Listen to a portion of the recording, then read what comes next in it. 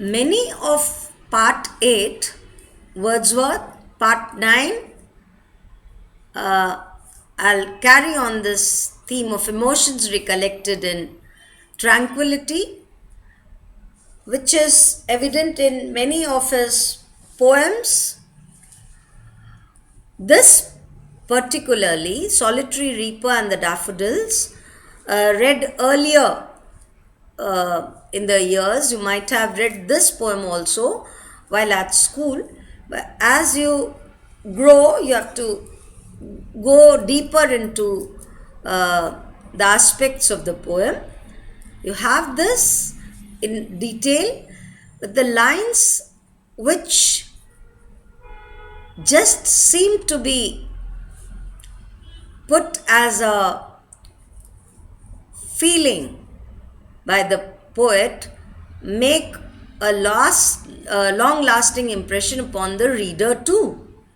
The reader also feels the same when he or she comes to the conclusion of such a poem. You see, the poem has all the characteristics of romantic poetry, though it describes a human. The human is a very common human being, but the landscape around is so beautiful, and the poem is intently lyrical. The theme is also lyrical, and the way Wordsworth has presented it is also lyrical. Every stanza talks about the music of the solitary reaper. The first stanza, which says that the poet cannot figure out the subject matter, the poet cannot figure out what she sings, but it sounded so pleasant to him that he stood there without the notice of the maiden and listened to her song.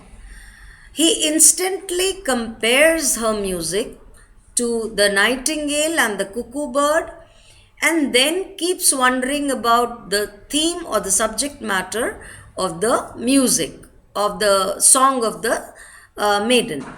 Finally, he concludes that whatever the music is, it made a long impression on his mind, and he could hear it even after having left the place.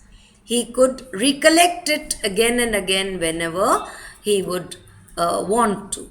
That is the beauty of Wordsworth's nature poetry. This is a bit of a surprise, but it is anticipatory. You see, Wordsworth and Coleridge were the senior lot of romantic poets, and they definitely influenced the younger lot, particularly Keats, John Keats. The Solitary Reaper, in a way, anticipates Keats' two great meditations on art.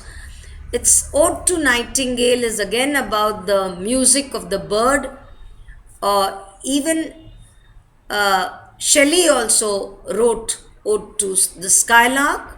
So the bird became a theme. Bird also became a character of romantic poetry, the musical bird. Wordsworth compares the reaper to the nightingale, and there is this Ode to Grecian urn in which the speaker is unable to ascertain the stories behind the shapes.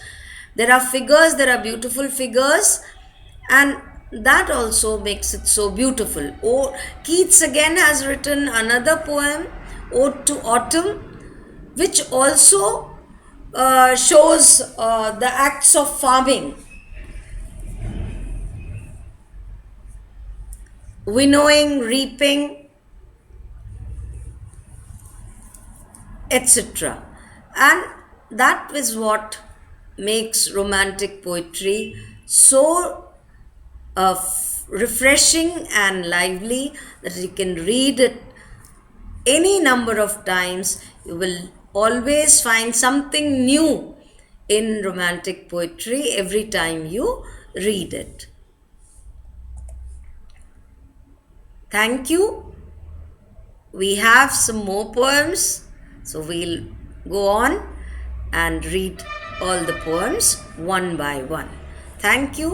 Happy reading, and I hope you'll go through it. And I've tried to offer a detailed explanation of the whole poem. Go through it carefully and work out on the question and answers, particularly about on the critical appreciation of the comparison, about the theme of the uh, maiden's song, and the final long lasting impression that it has on the poet's mind. Thank you.